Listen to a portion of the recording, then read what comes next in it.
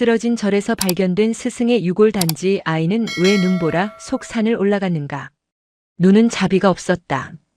사흘 낮밤을 쉬지 않고 퍼부은 폭설은 태백산맥 줄기에 걸친 무영사의 허리를 끊어놓을 기세였다. 새벽 예불을 알리는 목탁소리 대신 굉음이 먼저 산을 깨웠다. 쿠르릉, 쾅. 산의 허파가 찢어지는 듯한 소리와 함께 대웅전 뒤편을 받치고 있던 석축이 무너져 내렸다. 천년을 버텼다는 돌들이 눈의 무게를 이기지 못하고 쏟아지며 요사체의 절반을 집어삼켰다. 흙먼지 대신 하얀 눈보라가 폭발하듯 피어올랐다가 이내 무거운 침묵이 내려앉았다. 9살 동자승 선제는 그 광경을 멍하니 바라보고 있었다. 털신 끝이 젖어 들어오는 줄도 모른 채 아이는 무너진 돌무더기 속에서 무언가를 찾으려는 듯 눈을 깜빡이지 않았다. 선제야, 물러서라. 아직 집안이 위험하다. 총무 스님인 지산이 다급하게 아이의 어깨를 낚아챘다.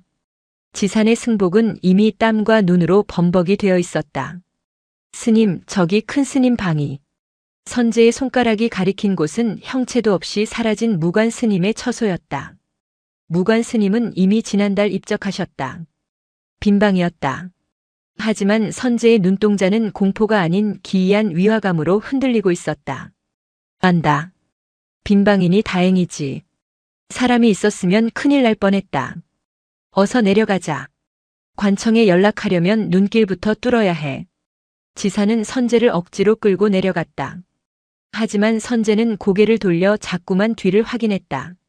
무너진 석축 너머 사람들의 발길이 닿지 않는 험준한 봉우리. 그곳에 고구암이라 불리는 폐사지가 있었다.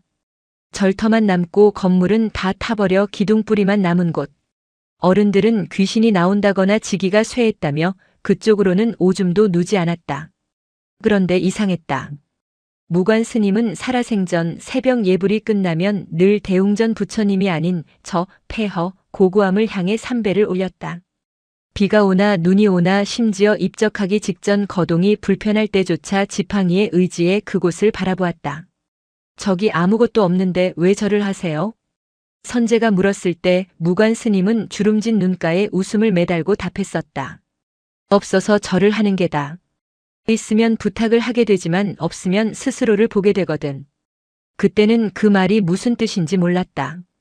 지금도 모른다. 하지만 선제의 눈에 들어온 것은 무너진 석축의 방향이었다. 돌들은 마치 고구암으로 가는 길을 막으려는 듯 혹은 그 길을 억지로 열어젖히려는 듯 기묘한 각도로 쏟아져 있었다. 눈보라가 다시 거세졌다. 세상의 모든 소리를 지워버릴 듯한 백색의 공포 속에서 선제는 스승의 텅 빈 방이 무너진 자리에서 묘한 열기를 느꼈다. 그것은 착각이었을까? 아니면 눈 속에 파묻힌 무언가가 보내는 신호였을까? 사람들은 복구 대책을 논의하느라 분주했다. 문화재청에 신고해야 한다느니 당장 중장비를 부를 수 없다느니 하는 현실적인 고함이 오갔다. 그 소란 속에서 선제만이 유일하게 입을 다물고 있었다. 아이는 알고 있었다. 이 눈이 녹기 전에 무언가를 해야 한다는 것을. 스승이 남긴 마지막 유언은 대중에게 공개된 것과 선제에게 남긴 것이 달랐다.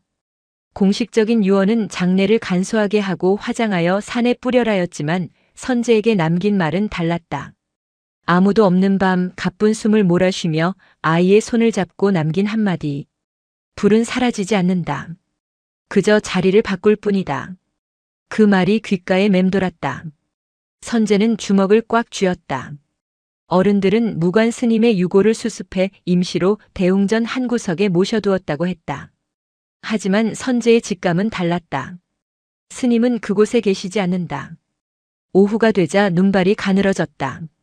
지산 스님과 처사들이 삽을 들고 무너진 요사체 잔해를 치우기 시작했다. 선제도 제 몸만 한 눈삽을 들고 나섰다. 넌 들어가 있어라. 아닙니다. 저도 할 수 있어요. 선제의 고집을 아는 지사는 혀를 차며 내버려 두었다. 선제는 무관 스님의 방에 있던 털을 집중적으로 팠다. 어른들은 건물의 기둥이나 쓸만한 자재를 찾으려 했지만 선제의 삽질은 바닥 더 깊은 곳을 향했다. 분명히 여기 어디쯤이다.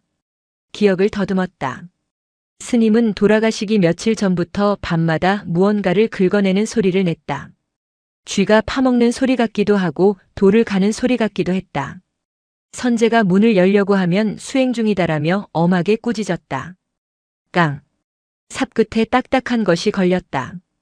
돌이나 기와장이 아니었다. 둔탁하면서도 꽉 찬 소리. 선제는 주위를 살폈다.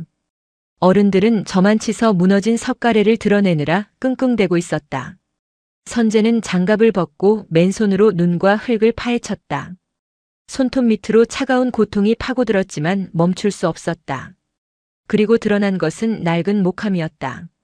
그것은 대웅전에 모셔져 있어야 할 스님의 유골함이 아니었다. 생전에 스님이 보물처럼 아끼며 내 스승의 스승 때부터 내려오던 것이라 했던 다비식차를 마시는 예법 도구함이었다. 하지만 들어보니 묵직했다. 찻잔의 무게가 아니었다. 선제는 몰래 목함의 뚜껑을 살짝 열었다. 그 안에는 하얀 한지에 쌓인 아직 온기가 식지 않은 듯한 뼈조각과 사리들이 담겨 있었다. 심장이 쿵 내려앉았다.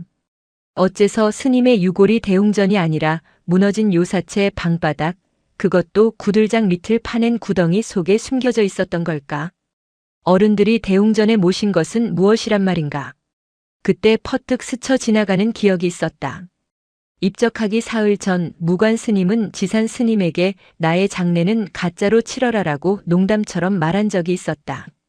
모두가 노망이 든 것이라 여기고 웃어넘겼다. 하지만 그것은 농담이 아니었다. 스님은 스스로 자신의 죽음 이후를 준비하고 있었다. 그리고 이 목함을 숨겨둔 위치.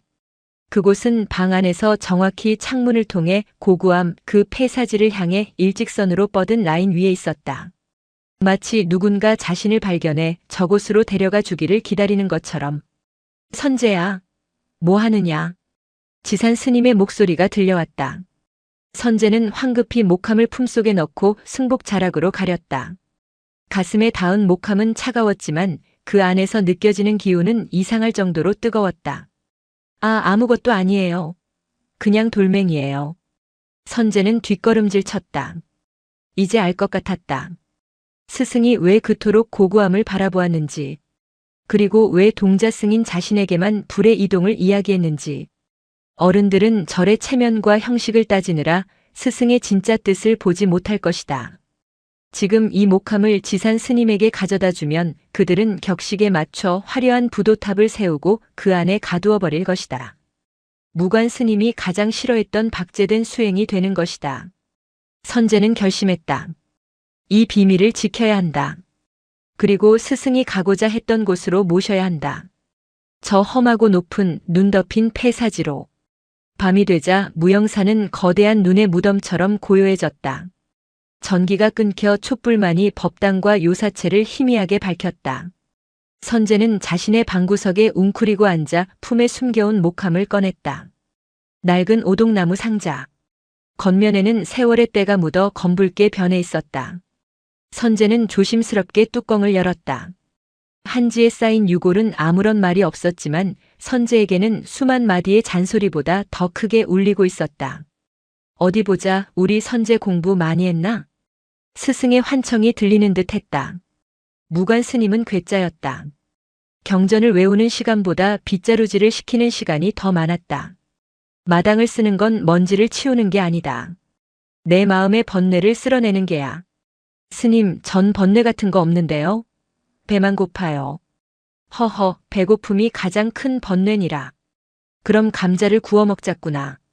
스님은 근엄한 척하다가도 이내 아궁이에 감자와 고구마를 던져 넣으며 아이처럼 웃곤 했다. 그러다 불꽃이 사그라들 때쯤이면 표정을 바꾸고 불씨를 응시했다. 선제야, 이 불이 꺼진 것 같으냐? 네. 쟤만 남았잖아요. 아니다.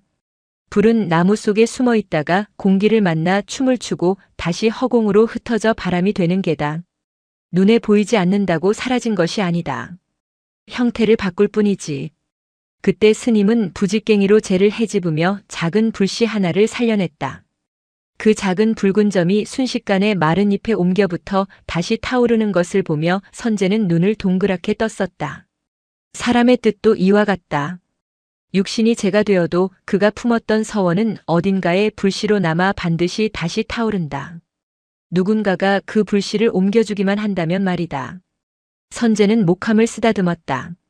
스님의 서원은 무엇이었을까? 왜 그토록 폐허가 된 고고함을 그리워했을까? 문득 지난 가을의 일이 떠올랐다. 단풍이 붉게 타오르던 날 무관 스님은 몰래 배낭을 꾸리고 있었다. 쇠약해진 몸으로 산을 오르려 했던 것이다. 스님, 어디 가세요? 쉿. 지산에게는 비밀이다. 내 잠시 다녀올 곳이 있다. 고고함에요? 거긴 위험해서 못 가신다면서요. 위험해도 가야 할 이유가 있다. 거기에 내 약속이 묻혀 있거든. 약속이요? 그래. 아주 오래전 내가 도망쳤던 약속이다. 이제는 갚아야 해. 하지만 그날 스님은 산 입구에서 현기증으로 쓰러졌고 결국 지산 스님에게 엎혀 내려왔다. 그 후로 급격히 쇠약해져 다시는 일어나지 못했다. 병상에 누워서도 스님은 창문 너머 고고함 쪽만 바라보며 눈물을 흘렸다. 도망쳤던 약속. 선제는 자리에서 일어났다. 창문을 열자 칼날 같은 바람이 뺨을 베고 지나갔다. 달빛에 비친 설산은 은색으로 빛나는 거대한 짐승의 등처럼 보였다. 저 위 까마득한 곳에 고고함이 있다. 어른들은 내일 날이 밝는 대로 헬기를 부르거나 중장비를 동원해 길을 낼 것이라고 했다. 그리고 가짜 유골그들은 진짜라 믿는을 수습해 부도탑 건립 기공식을 할 것이다. 시간이 없었다. 선제는 주섬주섬 옷을 껴입었다. 내복을 두 겹 껴입고 털조끼를 입고 그 위에 승복을 입었다. 목도리를 두르고 털신을 신었다. 그리고 등산용 각반을 찼다. 스님이 쓰시던 낡은 배낭에 목함을 넣고 수건으로 단단히 감쌌다. 초코파이 2개와 작은 물병, 그리고 양초 한 자루와 라이터를 챙겼다. 방을 나서려는데 문득 두려움이 엄습했다. 내가 갈 수 있을까? 어른들도 못 가는 길인데. 눈은 허리까지 쌓였을 것이다. 멧돼지가 나올 수도 있고 실족하여 낭떠러지로 떨어질 수도 있다. 9살 아이가 감당하기엔 너무나 거대하고 잔혹한 자연이었다. 하지만 다시 방으로 돌아가 목함을 내려놓으려 하자 스님의 목소리가 들리는 듯 했다. 선제야, 불은 두려워하지 않는다. 바람을 타지. 선제는 고개를 저어 두려움을 떨쳤다. 신발끈을 꽉 조여맸다. 복도로 나오자 낡은 마룻바닥이 삐걱거렸다. 지산 스님의 방에서 코 고는 소리가 들려왔다. 살금살금 부엌으로 가서 부직갱이 하나를 집어들었다. 지팡이 대신이었다. 그리고 법당 문을 향해 합장했다. 부처님, 스님을 훔쳐가는 게 아니에요. 제자리에 돌려놓으러 가는 겁니다. 부디 눈을 잠시만 멈춰주세요. 문을 열고 밖으로 나갔다. 차가운 공기가 폐부 깊숙이 박혔다. 세상은 온통 푸르스름한 어둠과 흰 눈뿐이었다. 선제는 고고함으로 향하는 산길 입구, 이제는 눈에 덮여 사라진 그 길을 향해 첫 발을 내디뎠다. 발이 푹 빠졌다. 무릎까지 차오르는 눈. 한 걸음을 떼는 것이 마치 천근만근의 족쇄를 찬 것 같았다. 하지만 선제는 멈추지 않았다. 등 뒤에 배낭에서 달그락 목함이 흔들리는 소리가 났다. 스님, 꽉 잡으세요. 제가 업어드릴게요. 선제는 혼잣말을 중얼거리며 어둠 속으로 금지된 산행을 시작했다. 산은 멀리서 볼 때는 한 폭의 수묵화였으나 들어서자마자 이빨을 드러낸 맹수였다. 초입부터 난관이었다. 평소라면 30분이면 닿았을 첫 번째 고개인 깔딱고개가 끝이 보이지 않는 설벽으로 변해 있었다. 헉헉. 선제의 입에서 하얀 김이 뿜어져 나왔다. 눈이 너무 깊어 어디가 길이고 어디가 낭떠러지인지 구분할 수 없었다. 오로지 나무들의 간격을 보며 짐작할 뿐이었다. 바람이 불 때마다 나뭇가지에 쌓여있던 눈이 폭포수처럼 쏟아져 내렸다.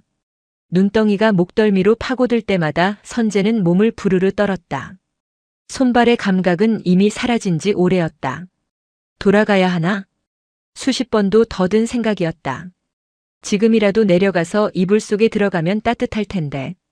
지산 스님에게 혼나고 말면 그만인데. 그때 부엉이 울음소리가 들렸다. 부. 마치 스님이 헛기침하는 소리 같았다. 선제는 픽 웃음이 나왔다. 스님도 힘들죠? 조금만 참으세요. 제가 튼튼하잖아요. 사실 선재는 무영사에 오기 전 고아원에서 대장 노릇을 했었다. 덩치는 작아도 깡다구가 있어 형들에게도 지지 않았다. 무관 스님이 고아원에 위문 왔을 때 아이들 틈에서 유독 눈을 빛내던 선재를 보고 데려왔었다. 너는 눈 속에 불을 품고 있구나. 스님의 그 말이 선재의 운명을 바꿨다. 선재는 다시 힘을 냈다. 부직갱이로 눈을 찌르고 확인한 뒤 발을 옮겼다.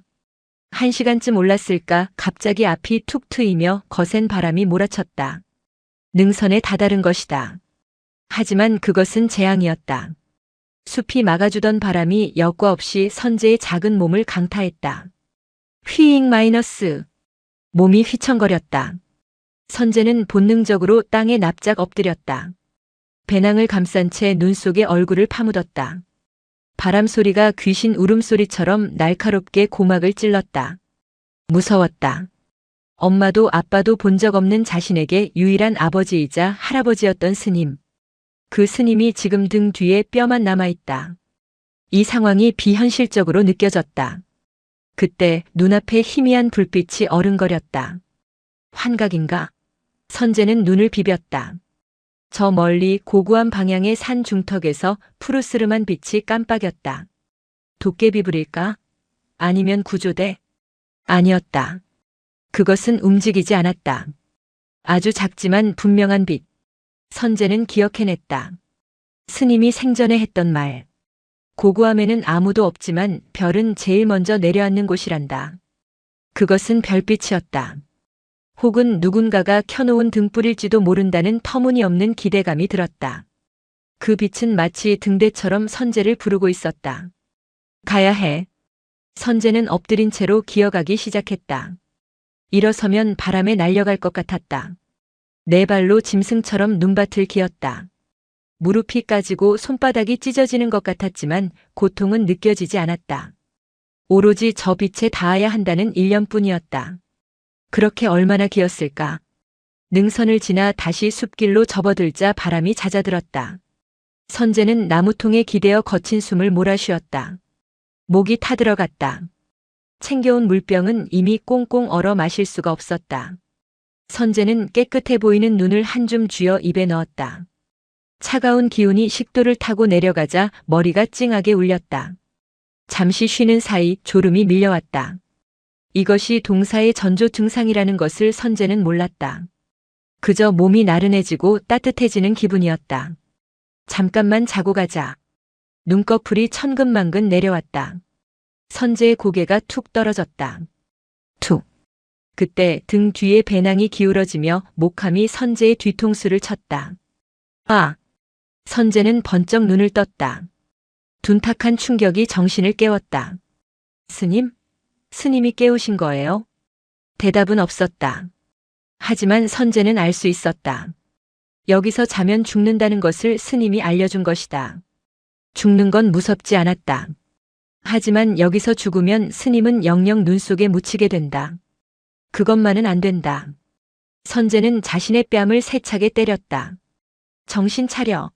이선재. 너는 대장이야. 무영사 빗자루 대장이라고. 아이는 다시 일어섰다. 다리가 후들거렸지만 지팡이를 짚은 팔에 힘을 주었다. 이제 고고함까지는 절반 정도 남았다.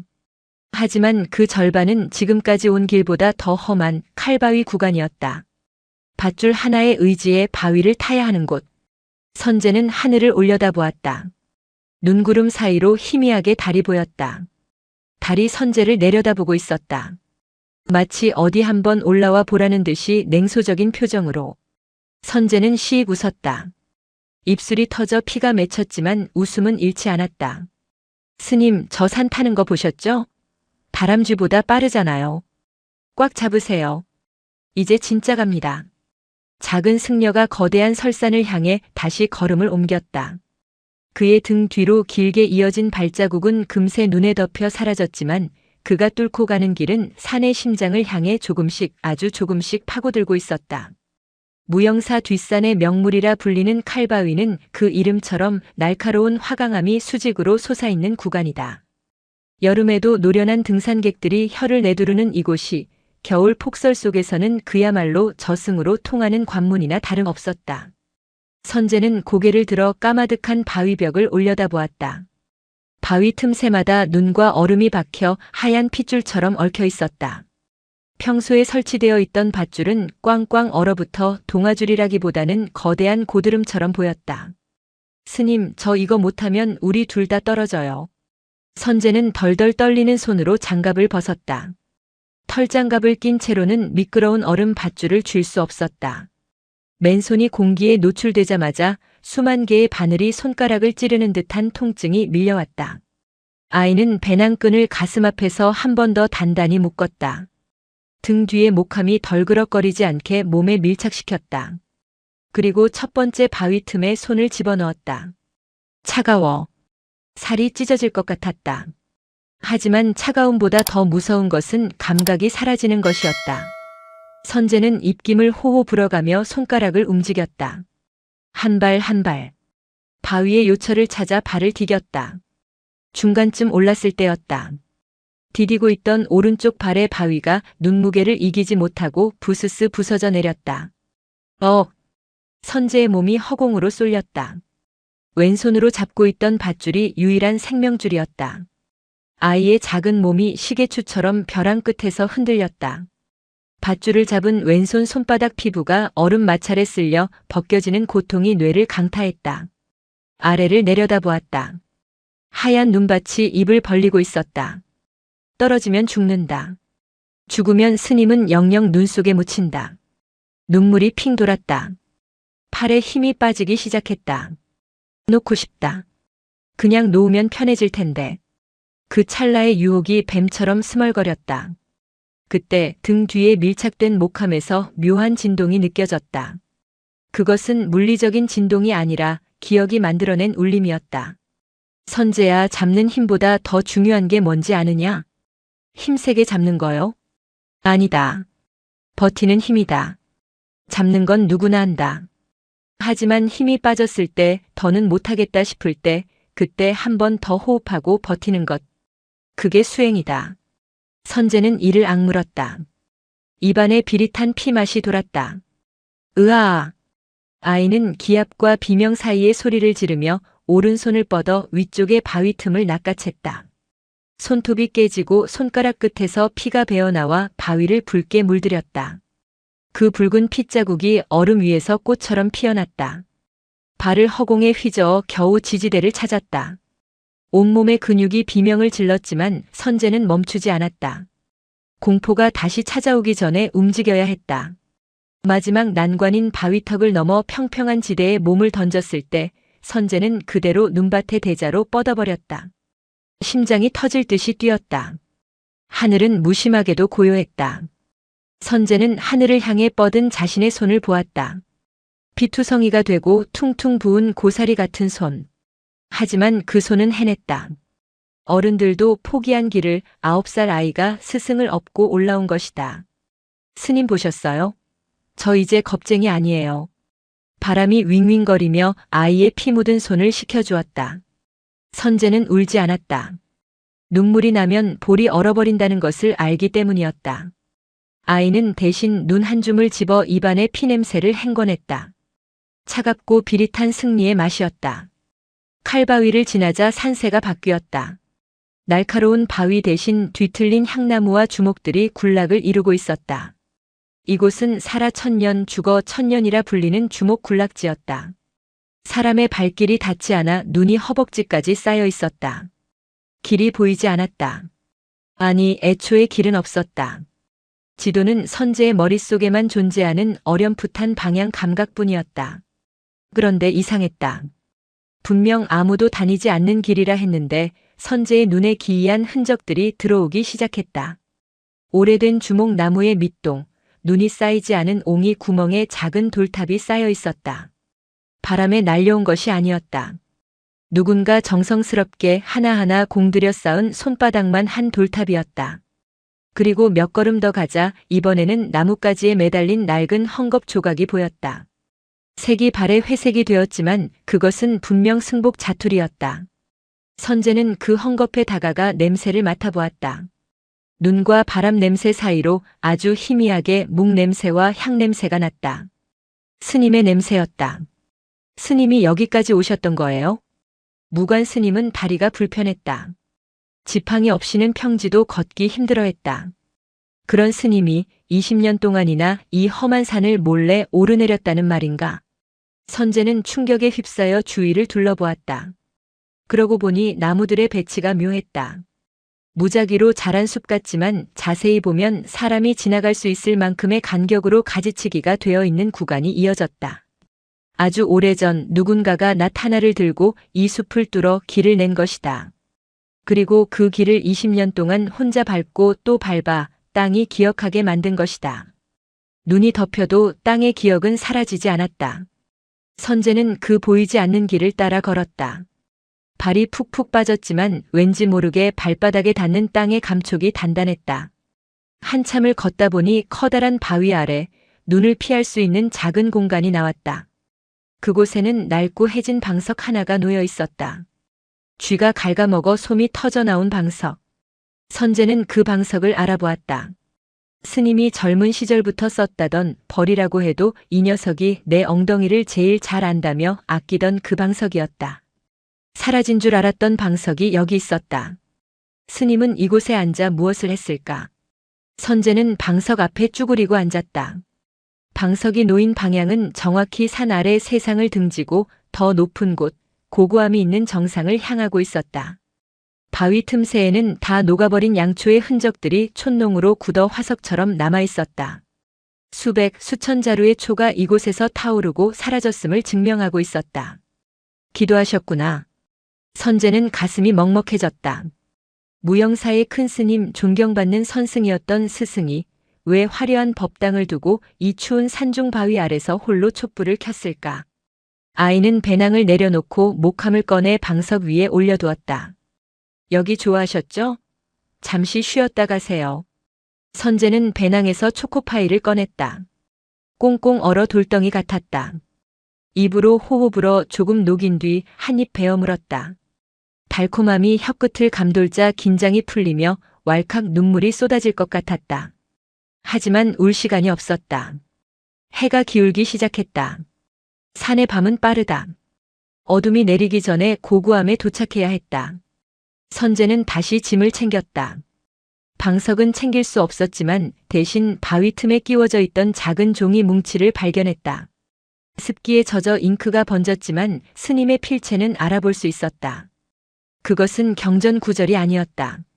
죄는 씻는 것이 아니라 덮어 쓰는 것이다. 내가 지은 업은 이 산이 기억할 것이다. 죄? 평생을 청빈하게 사신 스님에게 무슨 죄가 있다는 걸까? 선제의 머릿속에 의문이 커졌다. 이 산행은 단순한 유골 안치가 아니었다. 스승의 감춰진 생애, 그 비밀의 문을 여는 열쇠였다. 고도가 높아질수록 기온은 급격히 떨어졌다. 체감 온도는 영하 30도에 육박했다. 선제의 속눈썹에 하얀 성에가 끼었다. 숨을 쉴 때마다 폐가 얼어붙는 것 같았다. 걸음이 느려졌다. 다리가 말을 듣지 않았다. 머릿속이 몽롱해졌다. 저체온증이 시작된 것이다. 졸려 그냥 눕고 싶다. 눈밭이 포근한 솜니불처럼 보였다. 저기에 누우면 따뜻한 아랫목에 있는 것처럼 잠들 수 있을 것 같았다. 선제는 비틀거렸다. 그때였다. 선제야, 일어나라. 익숙한 목소리가 귓가를 때렸다. 선제는 화들짝 놀라 고개를 들었다. 앞서가는 누군가의 뒷모습이 보였다. 회색 승복을 입고 낡은 지팡이를 짚은 노스님. 스님? 환영이었다. 하지만 너무나 생생했다. 스님은 뒤를 돌아보지 않고 눈보라 속을 묵묵히 걸어가고 있었다. 절뚝거리는 그 걸음걸이. 평소보다 훨씬 힘차고 빨랐다. 같이 가요. 스님 같이 가요. 선제는 젖먹던 힘을 다해 환영을 쫓았다. 스님을 놓치면 안 된다는 생각이 아이의 몸을 움직였다. 환영은 손에 닿을 듯 말 듯한 거리에서 계속 앞서 나갔다. 선제가 멈추면 그도 멈췄고 선제가 걸으면 그도 걸었다. 마치 길을 안내하는 길잡이처럼. 얼마나 걸었을까? 숲이 끝나고 시야가 확 트였다. 드디어 고구함 터였다. 하지만 선재가 상상했던 폐허가 아니었다. 무너진 돌무더기와 잡초만 무성할 줄 알았던 그곳은 눈 속에서도 기이한 정갈함을 유지하고 있었다. 주춧돌 위에는 눈이 치워져 있었고 무너진 탑 주위는 빗자루질을 한 듯 깨끗했다. 물론 며칠간의 폭설로 다시 덮였지만 그 밑바탕에 깔린 질서는 숨길 수 없었다. 그리고 그 한가운데 반쯤 무너진 석탑 앞에 작은 비석 하나가 서 있었다. 선재는 비틀거리며 그곳으로 다가갔다. 환영은 비석 앞에서 연기처럼 사라졌다. 비석에는 글자가 새겨져 있지 않았다. 그저 거친 자연석을 세워둔 것뿐이었다. 하지만 그 비석 앞에는 놀라운 물건이 놓여 있었다. 녹이 슬어 붉게 변한 아주 오래된 군용 철모였다. 승려의 수행터의 군용 철모라니. 선재는 그 기이한 부조화 앞에서 얼어붙은 몸을 떨었다. 바람이 철모를 스치며 윙윙 소리를 냈다. 마치 누군가의 울음소리처럼 혹은 진혼곡처럼. 선재는 떨리는 손으로 배낭을 풀었다. 목함을 꺼냈다. 스님 다 왔어요. 여기가 스님이 오고 싶어 하던 곳 맞죠? 대답 대신 바람이 더욱 거세게 몰아쳤다. 해는 완전히 저물어 세상은 칠흑 같은 어둠에 잠겼다. 아이는 이제 혼자였다. 죽음의 상징인 철모와 스승의 뼈가 담긴 상자 그리고 혹독한 겨울밤만이 아이의 곁에 있었다. 선재는 주변의 마른 나뭇가지를 모았다. 스님이 가르쳐준 대로 눈 구덩이를 파고 바람을 막은 뒤 라이터를 켰다. 손이 얼어 몇 번이나 실패한 끝에 겨우 작은 불꽃이 피어올랐다. 타닥타닥. 작은 불꽃이 아이의 얼굴을 붉게 비췄다. 선재는 목함을 불 곁에 두었다. 따뜻하죠? 저도 따뜻해요. 거짓말이었다. 추위는 살을 파고들었다. 하지만 선재는 목함을 끌어안고 웅크렸다. 신기하게도 목함에서 전해지는 온기가 느껴졌다. 그것은 착각이었을까 아니면 스승의 마지막 가호였을까? 선재는 철모를 바라보았다. 스승의 비밀, 20년의 침묵, 그리고 죄책감. 그 모든 것이 저 녹슨 철모 안에 담겨 있는 것 같았다. 내일 아침이 밝으면 저 철모의 주인이 누구인지, 스님이 왜 이곳을 향해 매일 절을 했는지 알 수 있을까? 선재는 졸음과 싸우며 불꽃을 지키기 위해 눈을 부릅떴다. 이 불이 꺼지면 자신도 꺼진다. 불은 사라지지 않아 자리를 바꿀 뿐이야. 주문을 외우듯 중얼거리는 아이의 머리 위로 눈구름이 걷히고 차가운 겨울 별들이 하나둘 쏟아지기 시작했다. 그 별빛은 고고함의 폐허를 비추며 눈 속에 묻힌 50년 전의 비극을 조용히 드러낼 준비를 하고 있었다. 밤은 깊어갈수록 소란스러워졌다. 도시의 밤이 빛으로 소란하다면 설산의 밤은 소리로 소란했다. 골짜기를 타고 올라온 바람이 고고함에 무너진 석축 사이를 통과할 때마다 날카로운 파열음을 냈다. 피웅, 타당, 쾅. 선재는 무릎을 감싸 안은 채 귀를 막았다. 바람 소리가 아니었다. 그것은 마치 총소리 같았고 누군가가 비명을 지르는 소리 같았으며 쇠가 부딪혀 깨지는 소리 같았다. 아이는 잠들 수 없었다. 졸음이 밀려왔지만 본능이 경고하고 있었다. 지금 눈을 감으면 다시는 뜰 수 없다는 것을. 챙겨온 나뭇가지는 얼마 남지 않았다. 불꽃은 위태롭게 흔들리며 사그라들고 있었다. 스님 무서워요. 선재는 목함을 가슴에 더 세게 품었다. 나무 상자의 딱딱한 모서리가 늑골을 눌렀지만 그 통증조차 반가웠다. 살아있다는 증거였기 때문이다. 그때 불꽃 너머 어둠 속에서 그림자가 일렁였다. 처음에는 바람에 흔들리는 나무 그림자인 줄 알았다. 하지만 그림자는 하나가 아니었다. 둘, 셋, 넷. 검은 형체들이 무너진 법당 터 주위를 서성이고 있었다. 그들은 승복을 입지 않았다. 찢어진 군복 머리에 붕대를 감은 모습, 한쪽 다리를 저는 모습. 환각이었다. 극한의 추위와 공포가 만들어낸 뇌의 오류였다. 하지만 선재의 눈에 비친 그들은 너무나 구체적이었다. 그림자 중 하나가 선재가 앉아있는, 아니 녹슨 철모가 놓인 비석 앞으로 다가왔다. 앳된 얼굴의 소년이었다. 지금의 선재보다 기껏해야 7, 8년 정도 더 먹었을까? 고등학생쯤 되어 보이는 소년병의 그림자는 피 묻은 입술을 달싹였다. 추워, 너무 추워. 소리는 들리지 않았지만 입모양은 분명했다. 선재는 비명을 지르고 싶었지만 목구멍이 얼어붙어 소리가 나오지 않았다. 소년병은 슬픈 눈으로 선재의 품에 있는 목함을 바라보았다. 그리고 녹슨 철모를 손가락으로 가리켰다. 순간 선재의 머릿속으로 낯선 기억이 폭포수처럼 쏟아져 들어왔다. 그것은 선재의 기억이 아니었다. 목함 속에 잠든 무관 스님의 기억, 아니 인간 이무관에 감춰진 70년 전 기억이었다. 기억 속의 풍경은 지금과 똑같은 설산이었다.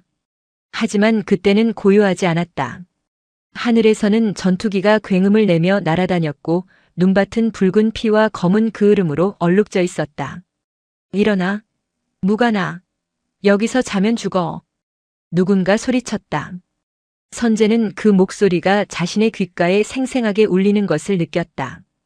그것은 환청이 아니었다.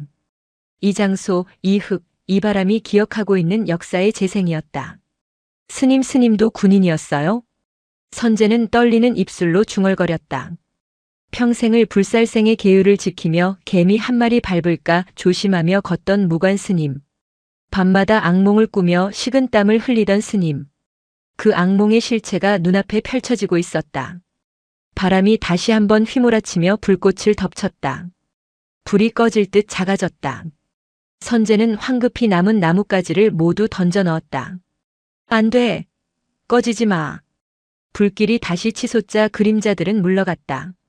하지만 그 소년병의 그림자만은 철모 곁을 떠나지 않고 선재를, 아니 선재 품의 목함을 응시하고 있었다. 원망도 분노도 아닌 그저 사무치는 그리움이 담긴 눈빛이었다. 선재는 알 수 있었다. 저 소년이 바로 스님이 평생을 두고 참회했던 대상, 고고함의 주인이라는 것을. 새벽 3시. 하루 중 가장 어둡고 차가운 시간. 선재의 의식은 현실과 과거의 경계에서 부유하고 있었다. 불은 꺼졌다. 마지막 불씨 하나가 재 속에서 붉은 눈동자처럼 깜빡일 뿐이었다. 선재는 꿈을 꾸었다. 그것은 꿈이라기보다는 스님의 유골이 전해주는 유언과도 같은 영상이었다. 1950년 12월. 중공군의 개입으로 국군이 후퇴하던 그 처절한 겨울. 학도병이었던 이무관과 그의 친구 김기우는 부대에서 낙오되었다. 혹한의 추위 속에서 길을 잃고 헤매다 도착한 곳이 바로 이곳, 이미 불타버린 폐사지 고고함이었다. 기우는 다리에 총상을 입어 걸을 수 없었다. 무관은 기운을 부축해 이곳까지 왔지만 그 역시 탈진 상태였다. 둘은 서로의 체온의 의지에 무너진 석탑 아래 웅크렸다. 무관아, 나 더는 못 가겠어. 기운이 말했다.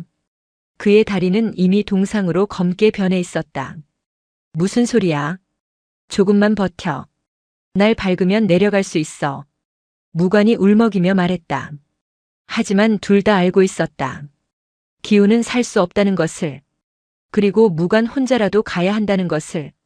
기우는 품속에서 꼬깃꼬깃한 무언가를 꺼냈다. 미군에게 얻은 반쯤 먹다 남은 초콜릿이었다. 그리고 자신의 인식표군 번줄을 꺼내 무관의 손에 쥐어주었다. 이거 너 먹어. 그리고 내 군번줄 내가 가져가. 싫어. 같이 가서 보고해야지. 들어봐. 무관아. 나는 여기서 끝이야. 하지만 넌 살 수 있어. 살아서 나중에 전쟁 끝나면 내가 여기 있었다고 말해줘. 기우는 쓰고 있던 철모를 벗어 무관의 머리에 씌워주려 했다. 하지만 무관은 거부했다. 이건 내 거잖아. 무거워서 그래. 머리가 깨질 것 같아. 너 쓰고 가. 총알 막아야지. 기우는 억지로 웃어 보였다. 그리고 약속해. 나중에 아주 나중에 평화로워지면 따뜻한 밥 한 그릇 지어서 여기 다시 와준다고. 무관은 펑펑 울며 고개를 끄덕였다. 기우는 서서히 눈을 감았다. 그의 숨소리가 잦아들었다. 무관은 친구의 품에서 초콜릿을 받아들었다. 그 달콤하고 씁쓸한 생명의 조각. 겁이 났던 17살의 무관은 친구의 시신을 제대로 묻어주지도 못한 채 철모도 군번줄도 챙기지 못하고 도망치듯 산을 내려왔다. 등 뒤에서 친구가 부르는 것 같았지만 돌아보지 않았다. 살고 싶었다. 그 비겁한 생존 본능이 평생의 업이 될 줄은 몰랐다. 전쟁이 끝난 후 무관은 수차례 이곳을 찾으려 했지만 군사 통제 구역이 되어갈 수 없었다. 세월이 흘러 통행이 가능해졌을 때 그는 이미 속세의 이무관이 아닌 승려 무관이 되어 있었다. 그는 20년 전 처음으로 이곳을 다시 찾았을 때 뼈만 남은 친구의 유해를 수습했다. 하지만 차마 산 아래로 모시지 못했다. 친구는 여기가 좋다고 말하는 것 같았기 때문이다. 대신 그는 친구가 남긴 녹슨 철모를 비석처럼 세우고 20년을 하루같이 참회하며 이곳을 홀로 닦았던 것이다. 꿈속에서 무관 스님은 울고 있었다. 늙고 병든 모습이 아닌 17살 학도병의 모습으로. 미안하다 기훈아. 내가 늦었어. 내가 너무 늦었어. 선제는 꿈속에서 스님의 손을 잡았다. 스님 안 늦었어요. 제가 왔잖아요. 스님 없고 제가 왔잖아요. 선제의 외침에 꿈속의 장면이 파편처럼 흩어졌다. 아이는 퍼뜩 눈을 떴다. 여명이 밝아오고 있었다. 동쪽 하늘이 검푸른 색에서 보랏빛으로 다시 붉은 빛으로 물들고 있었다. 선제의 몸은 하얗게 눈으로 덮여 있었다. 팔다리에 감각이 없었다. 하지만 가슴속 목함을 품은 그곳만은 기이할 정도로 뜨거웠다. 선제는 힘겹게 몸을 일으켰다. 관절이 삐걱거리는 소리가 났다. 살아남았다. 그 혹독한 추위를 견뎌내고 아침을 맞이했다. 아침 햇살이 고고함 털을 비추자 밤새 보이지 않았던 풍경이 드러났다. 눈 덮인 폐사지는 황량함 대신 장엄함을 뿜어내고 있었다. 선제는 비틀거리며 비석 앞으로 다가갔다. 밤새 눈을 맞은 녹슨 철모는 마치 흰 고가를 쓴 승려처럼 보였다. 선제는 떨리는 손으로 철모 위에 눈을 털어냈다. 철모 안쪽은 텅 비어 있었다. 흙과 마른 낙엽만이 뒹굴고 있었다. 아이는 배낭에서 목함을 꺼냈다. 그리고 조심스럽게 뚜껑을 열었다. 하얀 한지. 그 안에 담긴 스승의 유골. 선제는 한지를 풀지 않았다. 대신 한지 통째로 들어올려 그 녹슨 철모 안에 조심스럽게 담았다. 놀랍게도 크기가 딱 맞았다. 마치 처음부터 그 자리가 자신의 자리였던 것처럼. 차가운 쇠붙이인 철모가 스승의 뼈를 감싸 안는 사리함이 되는 순간이었다. 스님 친구분 만났어요? 선제는 쉰 목소리로 물었다. 그때 철모 아래 받쳐둔 돌 틈에서 무언가가 반짝였다. 선제는 흙을 파보았다. 그것은 탄피였다. 녹슬어 뭉개졌지만 분명한 에밀 소총의 탄피. 그리고 그 옆에 아주 작은 유리병 하나가 묻혀 있었다. 뚜껑이 밀랍으로 단단히 봉해진 갈색 약병. 선제는 돌로 밀랍을 깨고 뚜껑을 열었다. 안에는 종이가 들어 있었다. 스님의 필체였다. 기훈아, 50년 만에 너에게 밥을 지어주러 왔다. 하지만 쌀을 씻을 물이 없구나. 내 눈물로 밥을 짓는다. 맛있게 먹어라. 그리고 나를 용서하지 마라. 나는 내 몫까지 살았으나 단 하루도 산 것이 아니었다. 날짜는 20년 전이었다. 스님이 처음 이곳을 찾아와 남긴 참회의 편지였다. 선제는 울지 않았다. 대신 배낭에서 남은 초코파이 하나를 꺼냈다. 봉지를 뜯어 철모, 아니 이제는 스승의 사리함이 된 그곳 앞에 놓았다. 스님, 친구분이랑 나눠 드세요. 이건 달아요. 그리고 아이는 합장했다. 무영사 대웅전의 금동 불상 앞이 아닌 눈 덮인 산꼭대기, 전쟁의 상처인 녹슨 철모 앞에서 울리는 예불. 관세음보살 관세음보살. 아이의 독경 소리가 맑은 아침 공기를 타고 울려 퍼졌다. 그것은 종교적인 의식이 아니었다. 살아남은 자가 죽은 자에게 그리고 뒤따라온 자가 앞서간 자에게 바치는 화해의 노래였다. 그 순간 기적이 일어났다. 구름 사이로 비친 햇살이 철모를 정통으로 비췄다.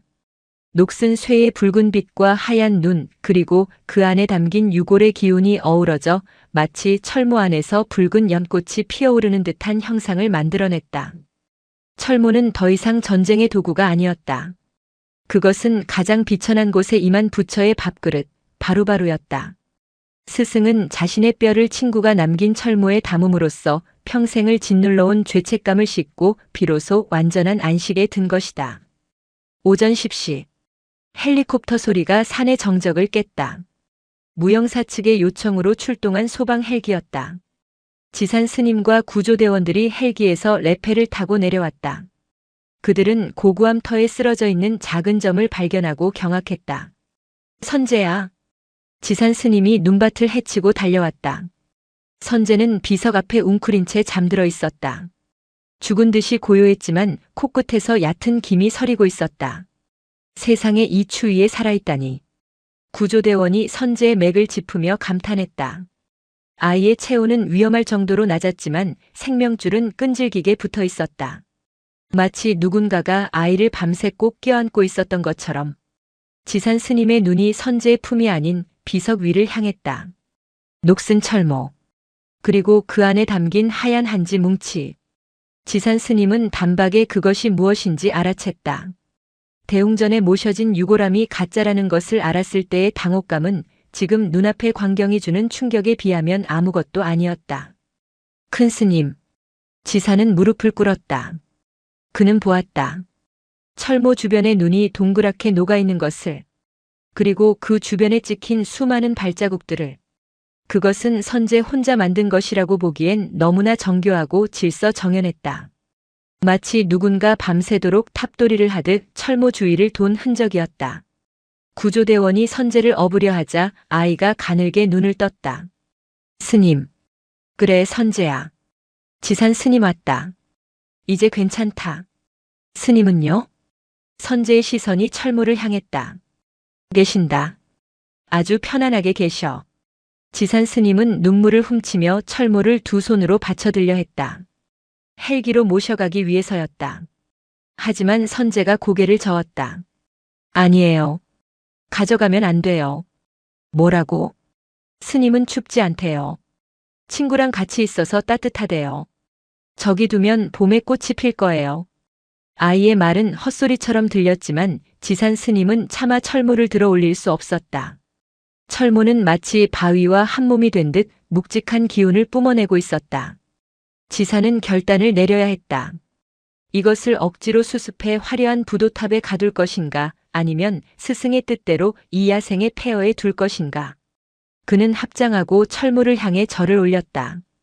큰 스님 잠시만 아이를 살리고 다시 오겠습니다. 그때 정식으로 묻겠습니다. 어디에 계시고 싶은지. 지산은 자신의 목도리를 풀어 철모와 유골을 덮어주었다. 그리고 선재를 안아 올렸다. 아이의 몸은 깃털처럼 가벼웠다. 헬기가 상공으로 떠올랐다. 선재는 창밖을 내려다보았다. 멀어지는 고구암 터. 하얀 설원 위에 덩그러니 놓인 붉은 철모 하나. 그리고 그 옆에 놓인 작은 초코파이. 그것은 세상에서 가장 작고 초라한 무덤이었지만 동시에 세상에서 가장 거대하고 위대한 사리탑이었다. 선재의 눈이 스르르 감겼다. 꿈결 속에 스님과 낯선 소년병이 어깨동무를 하고 손을 흔들고 있었다. 두 사람의 미소가 눈부시게 닮아 있었다. 선재가 눈을 뜬 곳은 설산의 정상이 아니었다. 소독약 냄새가 진동하는 하얀 방. 링거액이 똑똑 떨어지는 소리가 시계 초침처럼 규칙적으로 공간을 지배하고 있었다. 정신이 드느냐? 지산 스님의 목소리였다. 스님의 얼굴은 며칠 새 반쪽이 되어 있었다. 선재는 몸을 일으키려 했지만 전신이 손뭉치처럼 무겁고 감각이 둔했다. 동상 치료를 위해 붕대로 칭칭 감긴 손과 발이 낯설게 느껴졌다. 스님 고구함은요? 철모는요? 선재의 첫마디에 지산은 곤혹스러운 표정을 지었다. 그는 말없이 병실 벽에 걸린 텔레비전을 가리켰다. 뉴스 화면이 흘러나오고 있었다. 폭설 속의 기적. 구세 동자승, 스승의 유골 품고 죽음의 산행. 폐사지에서 발견된 6.25 전사자의 철모, 그 안에 담긴 50년 우정. 화면에는 헬기에서 촬영한 고구암의 풍경이 나오고 있었다. 하얀 눈밭 위에 덩그러니 놓인 녹슨 철모. 그리고 구조대원들에게 엎혀 내려오는 선재의 모습. 아나운서는 격앙된 목소리로 동심이 만든 성불이라며 떠들어대고 있었다. 세상이 뒤집혔다. 지산 스님이 한숨을 쉬며 말했다. 사람들이 감동했다. 너는 하루아침에 살아있는 부처 생불 대우를 받고 있어. 병원 밖에는 기자들이 장사진을 치고 있고 무영사 전화통에는 불이 났다. 선재는 이해할 수 없었다. 자신은 그저 스승의 심부름을 했을 뿐이다. 약속을 지킨 것뿐이다. 그런데 왜 사람들이 소란을 피우는가? 그때 병실 문이 거칠게 열리며 회색 승복을 입었으나 기름진 얼굴을 한 중년의 승려가 들어왔다. 무영사의 재정 살림을 맡고 있는 도현 스님이었다. 뒤이어 양복을 입은 신도 회장과 몇몇 거사들이 따라 들어왔다. 아이고, 우리 선재 보살님, 깨어나셨습니까? 도현 스님은 선재의 붕대 감긴 손을 덥석 잡으려다 지산 스님의 제지로 멈칫했다. 도현 스님, 아이가 아직 안정이 필요합니다. 안정이 문제요? 지금 절에 시주가 산더미처럼 들어오고 있어요. 방송국 섭외가 줄을 섰고 선재가 한마디만 해주면 무영사 중창 불사는 따놓은 당상입니다. 도현의 눈은 탐욕으로 번들거렸다. 그는 선재에게 얼굴을 들이밀었다. 선재야, 잘 들어라. 내가 고구함에 모신 그 유고란 말이다. 그거 다시 모셔와야 한다. 선재의 눈동자가 흔들렸다. 네? 안 돼요. 스님은 거기 계신다고 했어요. 어허, 어린 것이 뭘 모르는구나. 거기는 춥고 위험한 곳이야. 그리고 결정적으로 그 철모. 그게 방송을 타니까 사람들이 호국불교의 성지라며 난리가 났다. 우리 절에서 제대로 된 사리탑을 세우고 그 철모를 국보급으로 관리해야지 눈밭에 굴려서야 되겠느냐? 신도 회장이 거들었다. 맞습니다. 이미 군청이랑 이야기해서 고구함까지 가는 모노레일을 깔기로 했습니다. 선재길이라고 이름도 지었고요. 관광객들이 엄청나게 몰릴 겁니다. 선재는 귀를 의심했다. 모노레일, 관광객, 그 고유하고 쓸쓸한 스승과 친구분만이 알고 있는 비밀의 화원에 기계를 들이고 사람들을 실어 나르겠다고. 싫어요. 선재가 소리쳤다. 목이 쉬어 쇳소리가 났다. 거긴 스님 집이에요. 아무도 오지 말라고 했어요. 조용히 있고 싶다고 하셨단 말이에요. 이 녀석이. 어른들이 다 너랑 큰 스님 생각해서 하는 일인데. 도현 스님이 언성을 높이려 하자 지산이 그 앞을 막아섰다. 나가주십시오. 아이가 흥분하면 안 됩니다.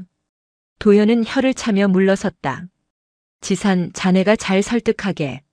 내일 모레면 헬기 띄워서 유골함이랑 철모 회수해 올 테니까. 49제는 대웅전에서 성대하게 치러야 해.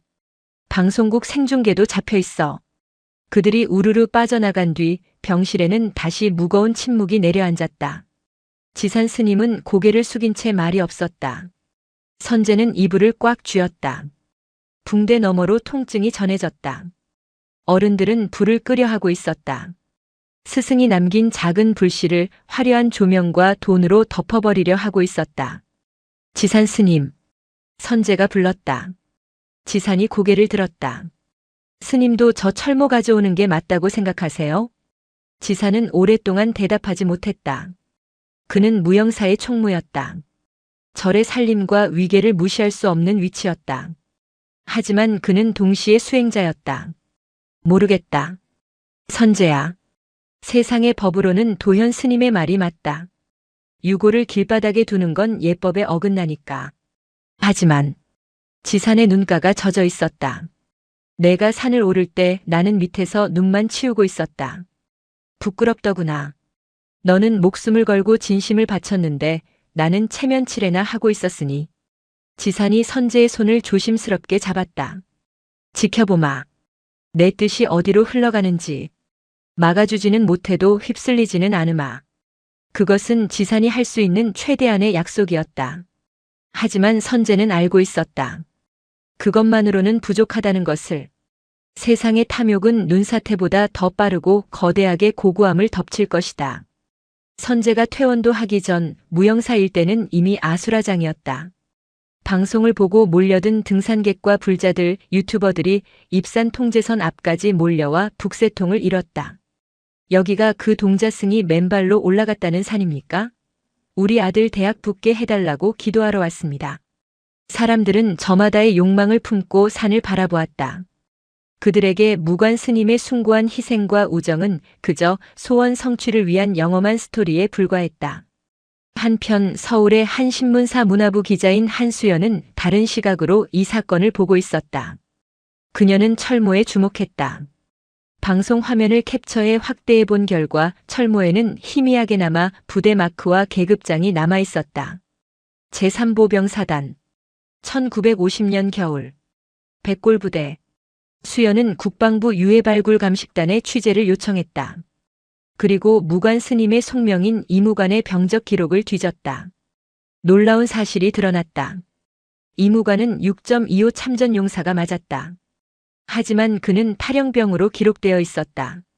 정확히는 실종 후 미복귀였다. 수연은 펜을 굴렸다. 국민적 영웅으로 추앙받는 고승이 사실은 탈영병이었다. 이것은 특종이었다. 하지만 동시에 위험한 진실이었다. 그녀는 팩트를 더 확인하기 위해 무영사가 아닌 무관 스님의 고향으로 향했다. 그리고 그곳에서 뜻밖의 인물을 만났다. 80대 노인 김기철이었다. 무관이 형님, 그 형님이 정말 돌아가셨소? 김기철은 텔레비전을 보지 않아 소식을 모르고 있었다. 수연이 자초지종을 설명하고 고고함의 철모 사진을 보여주자 노인은 사진을 부여잡고 오열했다.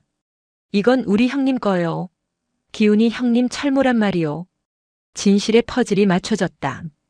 무관과 기훈은 한 동네 친구였다. 전쟁이 터지자 함께 입대했다. 그리고 기훈은 전사했고 무관은 살아남았다. 하지만 이야기는 거기서 끝나지 않았다. 무관이 형님은 탈영한 게 아니오. 우리 어머니 눈먼 우리 어머니 챙기려고 전쟁 끝나고 몰래 내려와서 며칠만 보고 간다던 게 헌병들이 들이닥치는 바람에 산으로 도망친 거요. 그러다 절로 들어간 거고. 김기철이 떨리는 손으로 낡은 통장을 꺼내 보여주었다. 보낸 사람은 익명이었지만 매달 꼬박꼬박 들어온 돈. 가난했던 기철의 집안을 50년간 먹여 살린 돈이었다. 형님은 평생을 죄인처럼 살았소. 자기만 살았다고. 우리 형님 시신 못 찾아왔다고. 근데 그 험한 산꼭대기에 형님을 모셔두고 평생을 지켰다니. 수연은 기사를 쓰는 대신 노트북을 덮었다. 이 이야기는 폭로가 되어서는 안 되었다. 증언이 되어야 했다. 그녀는 곧장 무영사로 차를 몰았다. 절에서는 내일 아침 대대적인 유골 이윤식을 거행할 예정이었다. 헬기를 띄워 철모와 유골을 가져오겠다는 그 행사. 수연은 그것을 막아야 했다. 무관 스님이 친구 곁을 떠나지 않으려 했던 그 처절한 이유가 또다시 어른들의 사정으로 짓밟히게 둘 수는 없었다. 그 같은 시각 병실의 선재는 탈출을 감행하고 있었다. 경비가 삼엄했지만 아이는 몸이 작았다. 화장실 환기구는 좁았지만 9살 아이가 지나가기엔 충분했다. 붕대 감긴 손이 긁혀 피가 배어나왔지만 선재는 아랑곳하지 않았다. 도현 스님의 말대로 내일이면 헬기가 뜬다. 헬기가 뜨면 철모는 박물관의 유리 상자 안으로 들어갈 것이다. 스님은 다시 갇히게 된다. 안 돼요. 절대로. 선재는 병원 뒷산을 넘어 절로 향했다. 맨발의 환자복, 그 위에 훔친 담요를 뒤집어 쓴 행색이었다. 눈은 그쳤지만 바람은 여전히 매서웠다. 하지만 이번에는 혼자가 아니었다. 세상 어디선가 진실을 아는 이들이 움직이고 있었다. 이튿날 아침 무영사 대웅전 앞마당은 거대한 쇼장으로 변해 있었다. 수백 명의 신도, 수십 대의 카메라, 그리고 드론들이 하늘을 윙윙거렸다. 단상 위에는 도현 스님이 금난 가사를 걸치고 엄숙한 표정으로 서 있었다. 오늘 우리는 호국 영령과 불심이 하나 된 기적의 현장을 목격하게 됩니다. 헬기가 고구함에 안치된 성물을 모셔오면 이곳에 마련된 특설 재단에 안치할 것입니다. 사회자의 멘트에 박수가 터져 나왔다. 하늘에서 두두두두 헬기 소리가 들려왔다. 산 정상으로 향하는 소방 헬기였다. 무영사의 요청과 지자체의 협조로 이루어진 성물 회수 작전이었다. 사람들은 하늘을 우러러보며 합장했다. 그들의 눈에는 감동이 어려 있었지만 그것은 잘 연출된 드라마를 볼 때의 감동과 다르지 않았다. 그때였다. 멈추세요. 그건 스님의 뜻이 아닙니다. 대웅전 한쪽에서 찢어질 듯한 외침이 들렸다. 사람들의 시선이 쏠렸다. 그곳에는 흑투성이가 된 환자복 차림의 선재가 서 있었다. 붕대는 풀어 헤쳐져 덜렁거렸고 얼굴은 상처투성이었다. 선재야. 지산 스님이 단상에서 뛰어내려왔다. 도현 스님은 당황했지만 이내 표정을 수습하며 마이크를 잡았다. 오, 우리 선제 보살이 몸소 나오셨군요. 여러분, 박수 부탁드립니다. 저 어린 몸으로 스승을 모신 효성이 지극한 아이입니다. 사람들이 환호성을 질렀다. 플래시가 터졌다. 선제는 눈이 부셔 손으로 얼굴을 가렸다. 그들은 선제의 말을 듣지 않았다. 선제의 존재 자체를 행사의 장식품으로 여기고 있었다. 아니에요. 박수치지 마세요. 헬기 돌려보내세요. 선제가 절규하며 단상으로 뛰어올랐다. 도현 스님이 인상을 구기며 아이의 팔을 낚아챘다. 가만히 있어라. 다 된 밥에 재 뿌릴 셈이냐? 스님이 거기 계시겠다고 했잖아요. 왜 어른들 맘대로 해요? 이게 다 불교를 위해서다. 내 스승도 죽어서 저를 빛내면 좋은 거야. 도현의 속삭임은 차갑고 비열했다. 선제는 도현의 팔을 물어버리고 싶었다. 그때 인파를 헤치고 누군가가 걸어 나왔다. 기자 한수연 그리고 휠체어를 탄 노인 김기철이었다. 그 헬기 띄우면 안 됩니다. 수연이 마이크도 없이 고함을 쳤다. 목소리는 떨렸지만 명확했다. 고구함 터의 땅 주인은 무영사가 아닙니다. 그리고 그 철모의 주인도 무영사의 것이 아닙니다. 장내가 술렁거렸다. 도현 스님이 찌푸린 얼굴로 소리쳤다. 당신들 뭐야? 경비원. 끌어내. 저는 그 철모 주인의 동생입니다. 김기철 노인이 휠체어에서 일어나려 애쓰며 외쳤다. 쇳소리 같은 노인의 절규에 경비원들이 멈칫했다. 우리 형님 기훈이 형님 철모요. 그리고 그 안에 든 건 무관이 형님이고. 두 분은 50년 만에 만났소. 제발 두 분을 그냥 두시오. 제발 부탁입니다. 노인은 바닥에 주저앉아 통곡했다. 사람들은 당황했다. 호국 불교 영험한 기적이라던 이야기가 갑자기 구슬픈 전쟁의 비극으로 바뀌는 순간이었다. 그 사이 산 정상으로 향하던 헬기가 고구함 상공에서 제자리 비행 오버링을 하고 있었다. 헬기의 거센 하강풍이 고구함의 눈을 날려버렸다.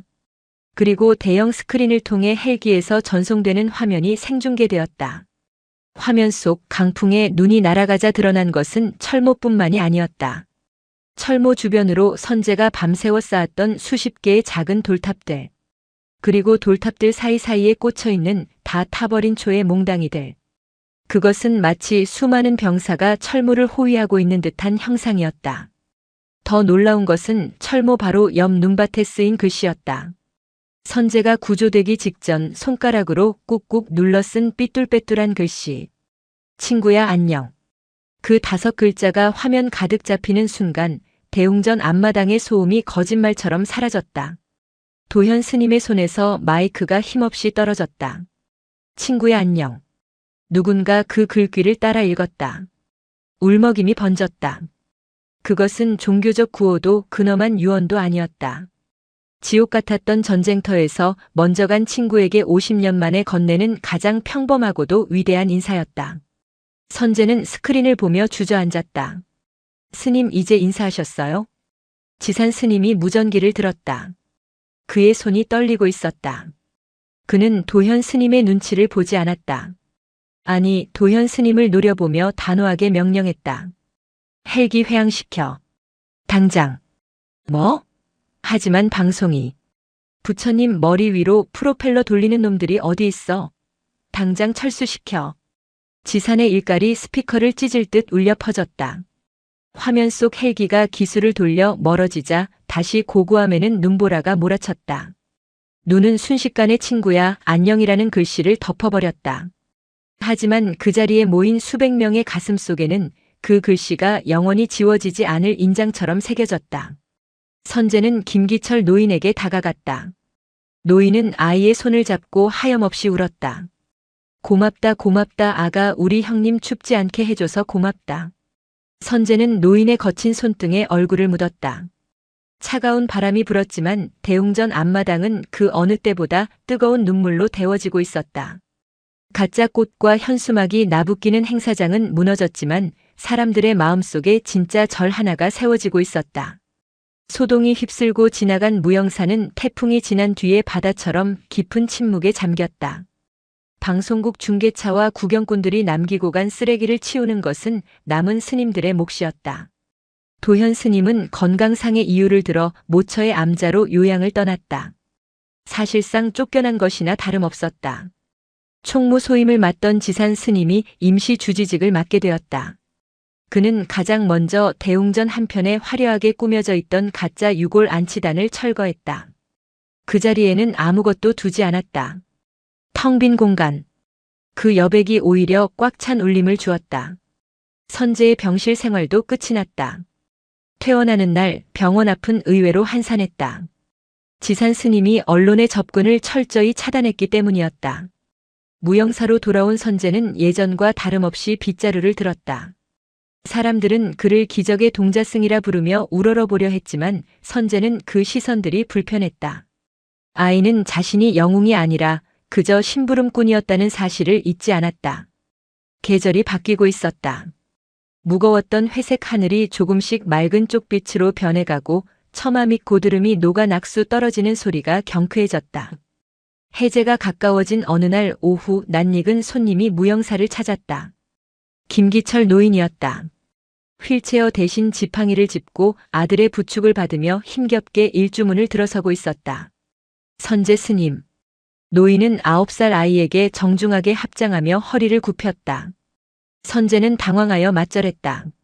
할아버지 오셨어요? 네 형님 그리고 무관 스님께 인사드리러 왔습니다. 빈손으로 올 수가 없어서. 노인의 품에는 작은 보자기 꾸러미가 들려 있었다. 지산 스님이 그들을 맞이했다. 다과는 소박했다. 노인은 떨리는 손으로 보자기를 풀었다. 그 안에는 낡은 흑백 사진 한 장이 들어 있었다. 교복을 입은 까까머리 학생 2명이 어깨동무를 하고 활짝 웃고 있는 사진. 한 명은 무관 스님의 젊은 시절이었고 또 한 명은 고고함의 주인 기훈이었다. 전쟁 나기 직전에 찍은 겁니다. 형님들 유품을 정리하다 찾았습니다. 이걸 그곳에 두고 싶습니다. 지산 스님이 사진을 받아들고 한참을 바라보았다. 사진 속의 두 청춘은 자신들에게 닥칠 참혹한 미래를 모른 채 세상에서 가장 맑은 눈빛을 하고 있었다. 지금은 산에 눈이 녹지 않아 위험합니다. 봄이 완연해지면 제가 모시고 올라가겠습니다. 지산의 말에 노인은 고개를 끄덕였다. 기다리겠습니다. 50년도 기다렸는데 그까짓 봄 하나 못 기다리겠습니까? 그날 밤 선제는 잠을 이루지 못했다. 창문을 열고 먼 산을 바라보았다. 어둠 속에 잠긴 고고함 쪽 하늘에서 별 하나가 유난히 반짝거렸다. 스님 춥지 않으세요? 이제 곧 봄이 가요. 선제는 가슴속에서 스님의 목소리를 들었다. 선제야, 춥고 더운 것은 몸의 일이다. 마음에는 계절이 없다. 나는 이미 봄 속에 있다. 무영사의 분위기도 변했다. 관광객을 위한 모노레일 계획은 전면 백지화되었다. 대신 지산 스님은 침묵의 순례길이라는 프로그램을 만들었다. 하루에 딱 10명 사전에 허가받은 이들만 산 입구까지 걸을 수 있게 했다. 고고함까지는 출입을 금지했다. 사람들은 불평했지만 오히려 그 금지된 성역이라는 신비감이 무영사를 더욱 경건하게 만들었다. 돈으로 살 수 없는 가치가 그곳에 있음을 사람들도 알게 된 것이다. 선제는 매일 아침 마당을 쓸며 생각했다. 스님이 남긴 것은 뼈와 철모가 아니었다. 스님은 당신의 삶 전체를 태워 전쟁이라는 거대한 비극 속에 핀 우정이라는 꽃을 세상에 보여준 것이었다. 그리고 선제 자신은 그 꽃씨를 나르는 바람이었다. 4월이 되었다. 산 아래부터 벚꽃이 흐드러지게 피어올라 산허리의 진달래와 철쭉으로 불길처럼 번져갔다. 태백 산맥의 잔설도 마침내 항복을 선언하고 계곡물로 변해 콸콸 쏟아져 내렸다. 드디어 약속한 날이 왔다. 지산 스님과 선제 그리고 김기철 노인의 아들 노인은 건강이 악화되어 오지 못했다이 등산 채비를 했다. 이번에는 험한 칼바위 코스가 아니라 지산 스님이 미리 봐둔 우회로를 통해 오르기로 했다. 선제의 배낭에는 노인이 맡긴 사진과 햅쌀로 지은 따뜻한 밥 한 그릇, 그리고 맑은 청주 한 병이 들어있었다. 가자 선제야. 산은 겨울과는 전혀 다른 얼굴을 하고 있었다. 죽음의 공포를 주던 하얀 설산은 온데간데 없고 생명의 환희로 가득 찬 초록의 숲이 그들을 맞이했다. 선재는 걸음이 가벼웠다. 겨울에 목숨을 걸고 기어올랐던 그 길. 눈이 녹으니 그곳이 얼마나 아름다운 오솔길이었는지 비로소 보였다. 스님은 20년 동안 이 길을 오르며 무슨 생각을 하셨을까? 아마도 봄에는 꽃을 보며 친구를 생각했을 것이고 여름에는 빗소리를 들으며 친구의 목소리를 떠올렸을 것이다. 고통스러운 참회의 길이 아니라 그리운 이를 만나러 가는 설레는 소풍이었을지도 모른다. 3시간 남짓 걸려 고구암터에 도착했다. 탁 트인 하늘 아래 폐사지는 평온했다. 무너진 탑과 주춧돌 사이로 노란 민들레와 제비꽃들이 융단처럼 깔려 있었다. 그리고 그곳 비석 앞. 일행은 말을 잃고 그 자리에 멈춰 섰다. 겨울바람과 눈보라를 견뎌낸 녹슨 철모는 그 자리에 그대로 있었다. 하지만 더 이상 차가운 쇠붙이가 아니었다. 녹슨 철모의 겉면은 덩굴 식물이 감싸 안아 초록색 옷을 입고 있었고 총알 구멍이 뚫려 있던 자리와 철모 안쪽의 흙에서는 이름 모를 야생화 한 송이가 고개를 내밀고 있었다. 보랏빛 꽃이었다. 마치 스님의 승복 색깔과 친구의 젊은 날 입술색을 섞어 놓은 듯한 오묘한 빛깔. 아! 지산 스님이 탄식을 뱉었다. 선재가 지난 겨울 넣어두었던 유골함과 한지는 비바람에 사가 흙과 하나가 되어 있었다. 스님의 육신은 완전히 분해되어 철모 속에 흙이 되었고 그 흙을 양분 사막꽃이 피어난 것이다. 죽음이 생명으로 쇠가 꽃으로 변모한 완벽한 순환. 그것은 인간이 만든 어떤 사리탑보다 아름답고 장엄했다. 선재는 배낭을 내려놓고 밥과 술을 올렸다.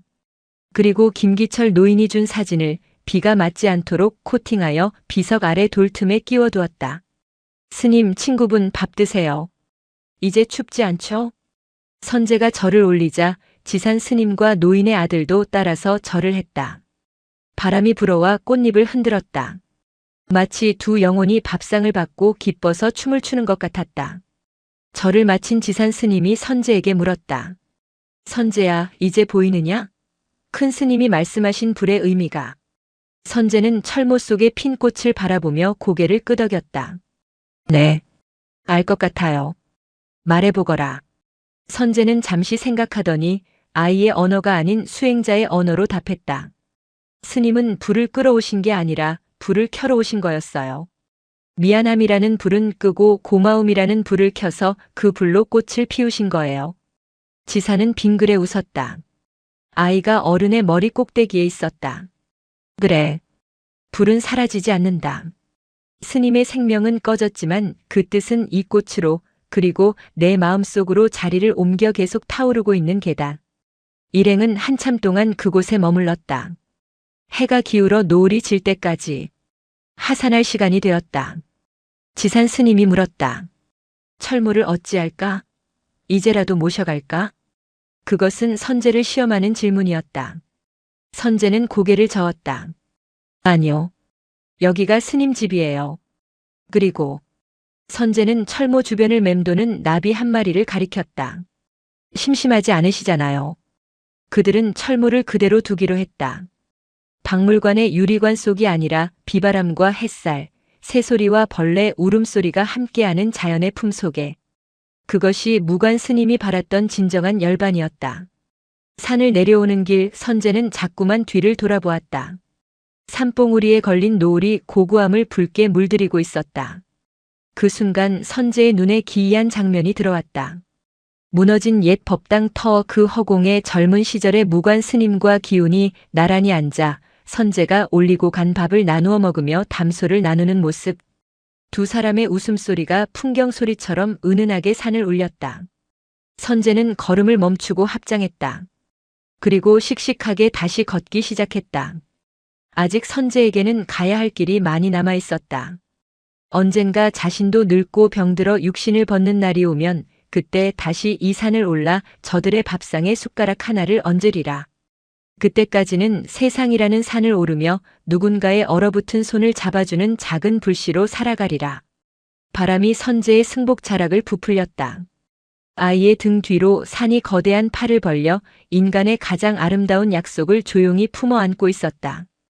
불은 사라지지 않았다. 그저 더 넓은 세상으로 자리를 바꾸었을 뿐이다. 시간은 공평하게 흘렀으나 그 흔적은 불공평하게 남았다. 무영사의 기와 지붕 위로 30번의 겨울이 지나갔다. 그 사이 세상은 더욱 빠르게 변했다.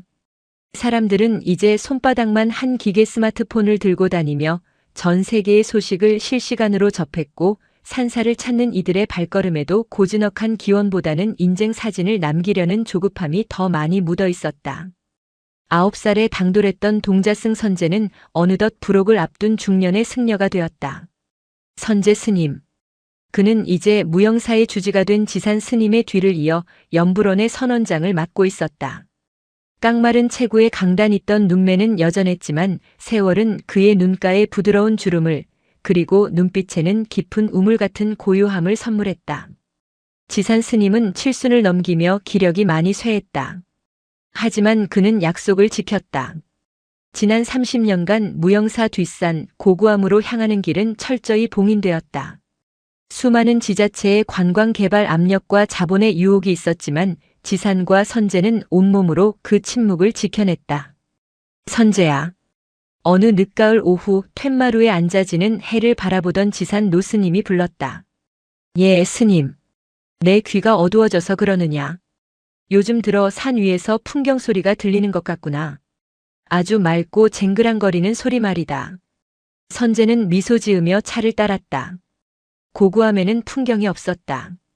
30년 전 그 폐허에는 오직 바람과 돌뿐이었다.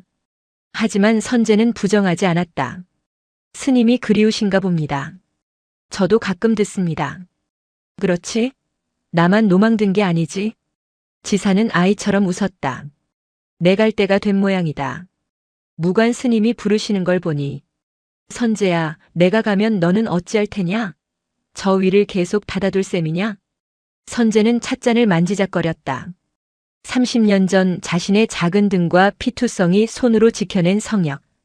그곳은 선제에게 마음의 고향이자 평생 넘어야 할 거대한 산이었다.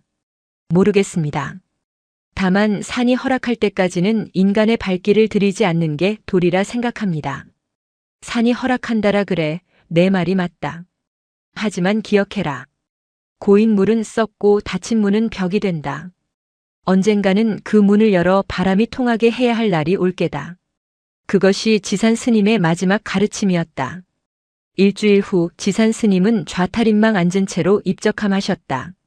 장례는 소박했고 그의 다비식에서 나온 한 줌의 재는 무영사 앞 개울에 뿌려졌다.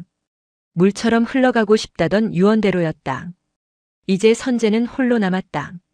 30년 전 그날처럼 세상의 소음과 홀로 마주선 채로. 지산 스님의 49제가 끝난 다음 날이었다. 선제는 행장을 꾸렸다. 거창한 등산 장비가 아니었다. 낡은 배낭 하나와 물 한 병, 그리고 30년 전 그때처럼 초코파이 한 상자. 다만 이번에는 혼자가 아니었다.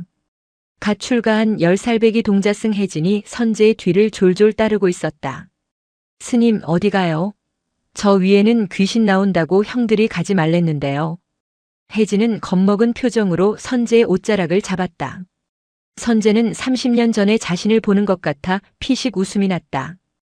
귀신이 아니라 부처님이 계신단다. 에이, 거짓말. 법당에 계시잖아요. 법당에 계신 부처님은 말을 안 하시지. 저 위에 계신 부처님은 말씀을 하신단다. 정말요? 무슨 말을 하는데요? 가서 들어보자꾸나.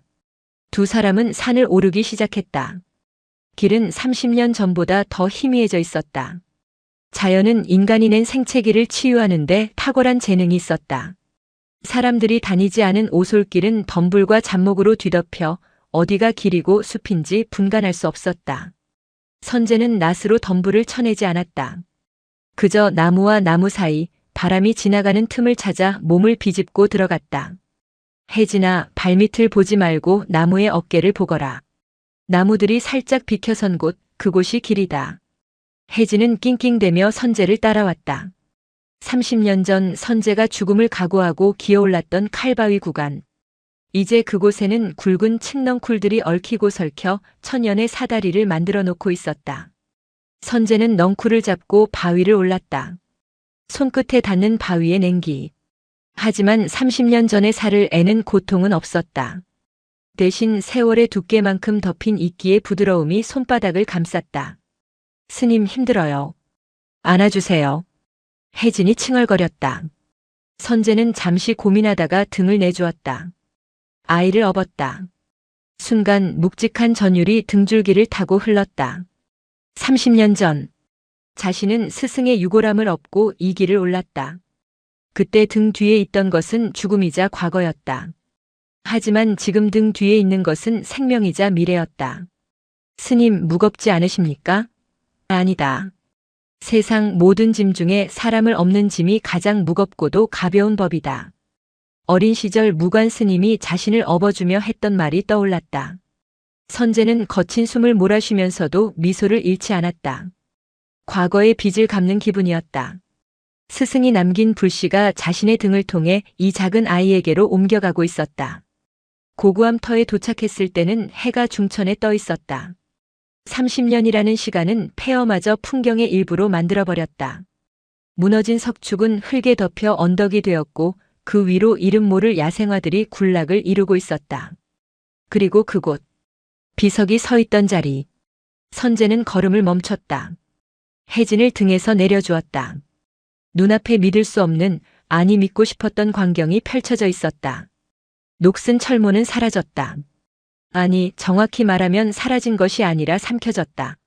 철모가 놓여있던 자리에는 아름드리 삼번나무 한 그루가 자라나 있었다.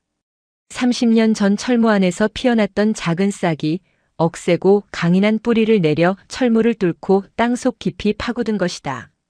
철모의 쇠 성분은 나무의 자양분이 되어 껍질을 붉고 단단하게 만들었다. 철모의 형체는 나무 밑동의 희미한 띠처럼 남아있었다. 마치 나무가 철모라는 갑옷을 입고 있는 듯, 혹은 철모가 나무를 잉태한 듯 두 존재는 완벽하게 하나가 되어 있었다. 쇠는 흙으로, 흙은 나무로, 나무는 숲으로. 스승인 무관과 친구인 기운의 유골은 이제 나무의 수액이 되어 가지 끝에서 잎을 틔우고 있었다. 와 스님, 나무가 쇠를 먹었어요. 혜진이 신기한 듯 나무 밑동을 쓰다듬었다. 그래. 아주 오래전 이곳에 두 친구가 있었단다. 한 사람은 총을 들었고 한 사람은 염주를 들었지. 둘은 서로 너무 미안해서 50년 동안 서로를 기다렸어. 선재는 나무 앞에 무릎을 꿇었다. 30년 전 아이였던 자신이 꽂아두었던 사진. 그 사진은 비바람에 사가 없어졌지만 그 자리에 자라난 이끼가 사진 속 두 사람의 미소처럼 푸르게 빛나고 있었다. 선재는 배낭에서 초코파이를 꺼냈다. 포장을 뜯어 나무 뿌리 위에 올려두었다. 개미들이 냄새를 맡고 몰려들었다. 드십시오. 이번에는 혼자가 아닙니다. 선재는 합장했다. 바람이 불어왔다. 삼번나무 가지가 흔들리며 사각사각 소리를 냈다. 그 소리는 마치 30년 전 헬기의 굉음을 덮어버렸던 사람들의 함성처럼 혹은 밤새 스승과 친구가 나누던 속삭임처럼 들렸다. 잘 왔다, 선재야. 잘 자랐구나. 마음속의 목소리가 들렸다. 선재는 눈을 감았다. 눈물이 흐르지 않았다. 슬픔이 말라버려서가 아니라 슬픔이 기쁨으로 승화되었기 때문이었다. 스님, 근데 여기 부처님은 어디 계세요? 불상은 없는데요? 혜진이 주위를 두리번거리며 물었다. 선재는 아이의 손을 잡고 나무를 가리켰다. 혜진아, 잘 보거라. 저 나무가 무엇을 입고 있느냐? 녹슨 쇠요. 그래. 저 쇠는 옛날에 사람을 죽이는 도구였다. 전쟁 때 쓰던 모자였지. 하지만 지금은 무엇을 하고 있느냐? 나무 뿌리를 감싸주고 있어요. 맞다. 살생의 도구가 생명을 지키는 집이 되었다. 가장 차가운 것이 가장 따뜻한 것을 품었지. 우리는 그걸 잡이라고 부르고 그 모습을 한이를 부처라고 부른단다. 혜진은 알쏭달쏭한 표정으로 나무를 올려다보았다. 그때 나뭇가지 사이로 햇살이 쏟아져 내렸다. 빛은 나무의 붉은 껍질에 반사되어 마치 금동 불상처럼 찬란한 광채를 뿜어냈다. 아, 보여요? 나무가 반짝거려요. 혜진이 소리쳤다. 선재는 미소 지었다. 아이의 맑은 눈에 비로소 진짜 부처가 보인 것이다. 선재는 품속에서 작은 물건을 꺼냈다. 지산 스님이 남긴 낡은 염주였다. 그리고 자신의 목에 걸려있던 무관 스님이 물려준 반쪽짜리 나무 십자가, 사실은 군번줄에 탁본을 뜬 나무 조각을 꺼냈다. 혜진아, 이 산은 이제 내가 기억해야 한다. 제가요? 전 길도 모르는데요. 길은 외우는 게 아니라 밟으면서 만드는 것이다. 내가 그랬듯이, 그리고 내 스승이 그랬듯이. 선재는 혜진에게 염주를 걸어주었다. 어느새 해가 기울고 있었다. 하산할 시간이었다. 가자. 밥 먹을 시간이다. 네. 오늘 저녁 뭐예요? 된장국이다. 에이, 또요? 피자 먹고 싶은데. 허허, 이 녀석. 내려가서 감자나 구워 먹자. 두 사람은 산을 내려가기 시작했다. 선재는 뒤를 돌아보지 않았다. 스승은 그곳에 갇혀 있는 것이 아니었으니까. 스승은 이미 바람이 되어, 흙이 되어, 그리고 선재 자신의 발걸음이 되어 세상으로 내려오고 있었다. 무영사로 돌아오는 길, 산 아래 마을에는 하나둘 불빛이 켜지고 있었다. 집집마다 저녁 밥 짓는 연기가 피어올랐다. 선재는 문득 깨달았다. 30년 전 스승이 말했던 불의 이동이 무엇인지. 고고함의 촛불은 꺼졌다. 하지만 그 불씨는 선재의 가슴으로 옮겨왔고, 이제는 혜진이라는 어린 장작에게로 옮겨붙고 있었다. 그리고 언젠가 혜진이 자라면 또 다른 누군가에게로 옮겨갈 것이다. 그렇게 불은 영원히 꺼지지 않는다. 형태를 바꿀 뿐 사랑도 우정도 자비도 그리움도 모든 것은 이어지고 순환하며 다시 타오른다. 선재는 하늘을 올려다보았다. 어둠이 내린 하늘에 첫 별이 떴다. 그 별은 30년 전 그날 밤 얼어 죽어가던 자신을 비추던 바로 그 별이었다. 스님 안녕하십니까? 선재는 밤하늘을 향해, 그리고 곁에서 쫑알거리는 어린 제자를 향해, 그리고 자신의 내면을 향해 조용히 의존했다. 저희는 오늘도 밥 짓는 연기처럼 살아가겠습니다. 뜨겁게 타오르고 하얗게 사라지며 누군가의 허기를 채우는 따뜻한 밥이 되겠습니다. 무영사의 범종 소리가 댕마이너스하고 울려 퍼졌다. 소리는 산을 타고 올라가 고고함의 산뻗나무 가지를 흔들고 다시 내려와 세상의 모든 낮은 곳으로 스며들었다. 눈물겨운 생이었다. 그리고 참으로 아름다운 인연의 숲이었다. 영상이 마음에 드셨다면 구독과 좋아요, 댓글 부탁드립니다. 부탁드립니다. 부탁드립니다. 부탁드립니다. 부탁드립니다.